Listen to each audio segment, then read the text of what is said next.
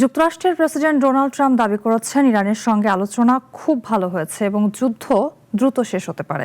তবে তেহরান এখনও ওয়াশিংটনের প্রস্তাব পর্যালোচনা করছে। পারমাণবিক কর্মসূচি, নিষেধাজ্ঞা প্রত্যাহার এবং হরমুজ প্রণালী খুলে দেওয়ার বিষয়ে চুক্তির কাছাকাছি পৌঁছেছে দুই পক্ষ। তাহলে কবে বন্ধ হচ্ছে ইরান যুদ্ধ?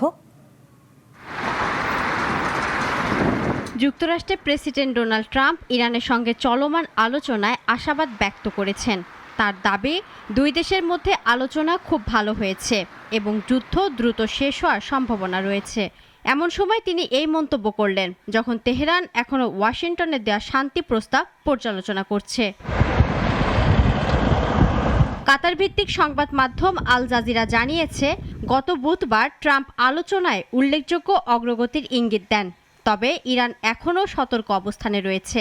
পাকিস্তানি মধ্যস্থতাকারীদের মাধ্যমে পাওয়া প্রস্তাবের জবাব এখনও দেওয়া হয়নি বলে জানিয়েছে তেহরান। হোয়াইট হাউসে সাংবাদিকদের সঙ্গে কথা বলতে গিয়ে ট্রাম্প বলেন, ইরান চুক্তি করতে মরিয়া। তার ভাষায়, যদি সমঝোতা হয় তাহলে ইরান কোনোভাবেই পারমাণবিক অস্ত্র রাখতে পারবে না। ট্রাম্প আরও বলেন, গত 24 ঘন্টায় আলোচনা খুব ইতিবাচক ছিল এবং খুব সম্ভবত একটি চুক্তিতে পৌঁছানো যাবে। পরে যুক্তরাষ্ট্রের গণমাধ্যম পিবিএসকে দেওয়া সাক্ষাৎকারে ট্রাম্প জানান, আগামী সপ্তাহে তার চীন সফরের আগেই সমঝোতা হতে পারে। তবে একই সঙ্গে তিনি হুঁশিয়ারিও দেন, আলোচনা ব্যর্থ হলে আবারও ভয়াবহ বোমাবর্ষণ শুরু হতে পারে বলে মন্তব্য করেন তিনি।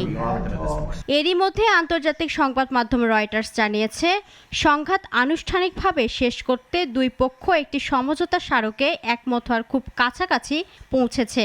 যুক্তরাষ্ট্রভিত্তিক সংবাদ মাধ্যম অ্যাক্সিওসও জানিয়েছে, 14 দফায় একটি নথি নিয়ে আলোচনা এগিয়েছে অনেক দূর। প্রস্তাবিত সমঝোতা অনুযায়ী ইরান পারমাণবিক অস্ত্র তৈরি করবে না এবং অন্তত 12 বছরের জন্য ইউরেনিয়াম সমৃদ্ধকরণ কার্যক্রম বন্ধ রাখবে। এর বিনিময়ে যুক্তরাষ্ট্র ইরানের ওপর আরোপিত নিষেধাজ্ঞা প্রত্যাহার করবে এবং জব্দ থাকা কয়েক বিলিয়ন ডলারের সম্পদ ছাড় করবে।